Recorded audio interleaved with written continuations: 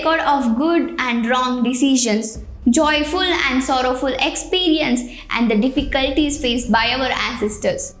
Besides, it warns the future decision-making process. The principles, values, and ideologies of our ancestors in the history will be the model and guiding force for their descendants.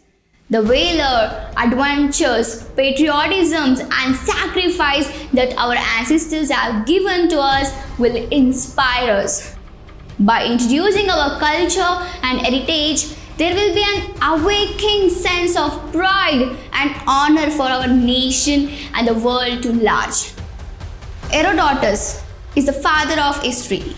He was from Greece and he authored the first great narrative history produced in the ancient world, and also how to construct this immensely valuable history. Hence, he is considered as the father of history. Now we shall know about the sources.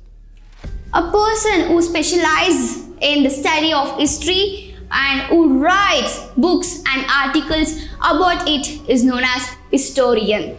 See, they use historical evidence to be particular and authentic about history. It is believed that there cannot be history without sources. Then we will think, which are the sources of history?